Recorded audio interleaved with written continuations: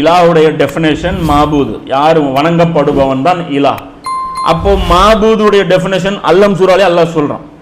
என்ன சொல்றான்? ஈயாக்க நஅபுது வ ஈயாக்க நஸ்தஈன், உன்னையே உன்னையும் இல்லை, உன்னையே வணங்குகிறோம், உன்னிடமே உதவி தேடுகிறோம்.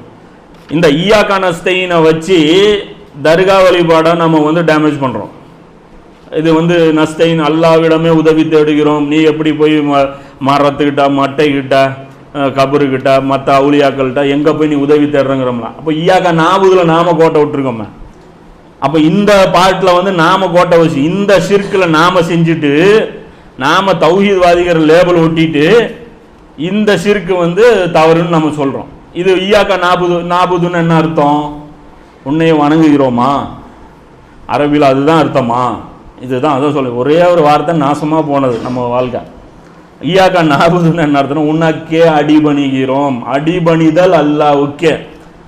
அப்போ எப்படி தர்காவுடைய அந்த பாட்டில் அவங்க தவறு பண்றாங்களோ, ஈயாக்கா நஸ்தஈன்ல இந்த குரூப் தவறு பண்ணுதோ, ஈயாக்கா நாபுதுல இந்த குரூப் இதுல மாற்று கருத்து யாருக்காவது இருக்கா? ஆபுதுங்கிற அந்த வார்த்தையில யாருக்காவது மாற்று கருத்து இருக்கா? அப்ப கலிமாவுடைய சரியான விளக்கம் அதுதானே, அல்லாஹ்வை மட்டுமே அடிபணிவது. இதுதான். ஏன்னா நபி ஸல்லல்லாஹு அலைஹி வஸல்லம் அவர்கள் ஒரு குறிப்பிட்ட ஷிர்கை மட்டும் ஒழிப்பதற்காக வரல, ஷிர்குடைய அனைத்து விதத்தையும் ஒழிப்பதற்காகத்தான் நபி ஸல்லல்லாஹு அலைஹி வஸல்லம் வந்தாங்க. அப்போ உயிருள்ள கடவுள்கள், உயிரற்ற கடவுள்கள் ரெண்டையுமே தான் நபி ஸல்லல்லாஹு அலைஹி வஸல்லம் ஒழிக்கிறது வந்தாங்க.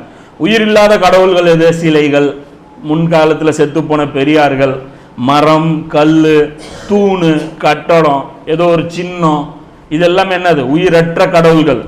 உயிர் உள்ள கடவுள்கள் யாரு? குர்ஆன்ல இல்லவே இல்லையா? வழிகாட்டுதல் இல்லையா? மன்னர்கள் உயிர் உள்ள கடவுள்கள், மகான்கள், சாமியார்கள், அவர்கள் குர்ஆன்ல வருதாங்க இல்லையா?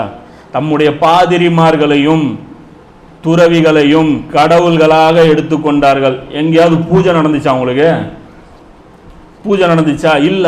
பார்லிமெண்ட்ரி அதிகாரம், பவர் அவங்க கையில கொடுக்கப்பட்டிருந்தது. 9 அத்தியாயத்தில் வருது இல்ல? தம்முடைய பாதிரிகளையும் சன்னியாசிகளையும் கடவுள்களாக எடுத்துக்கொண்டார்கள். போய் கேட்குறாங்க, அந்த ஒரு பனி இஸ்ராயல்ல இருந்து இஸ்லாத்துக்கு வந்த நபி தோழர் ஒருத்தர் போய் நபி ஸல்லல்லாஹு அலைஹி வஸல்லம் கேட்குறாங்க, அல்லாஹ்வுடைய தூதரே, நாங்கள் இயேசுவை வணங்குறோம்னு சொல்றீங்க கரெக்டு, நாங்கள் இவங்களை பாதிரிமார்களையும் இவங்களையும் துறவிகளையும் சன்னியாசிகளையும் நாங்கள் வணக்க வழிபாடுக்கு எடுத்துக்கவே இல்லையா அப்படின்னு சொல்லும்போது நபி ஸல்லல்லாஹு அலைஹி வஸல்லம் சொல்றாங்களா, ஒன்றை அவர்கள் ஹலால் என்றோ ஹராம் என்றோ சொன்னால் அதற்கு உண்டான அதிகாரம் நீங்கள் கொடுத்துருக்கீங்களா இல்லையாங்கிறாங்க. ஆமாம் கொடுத்துருக்கணும், அதுதான் வணங்குவது.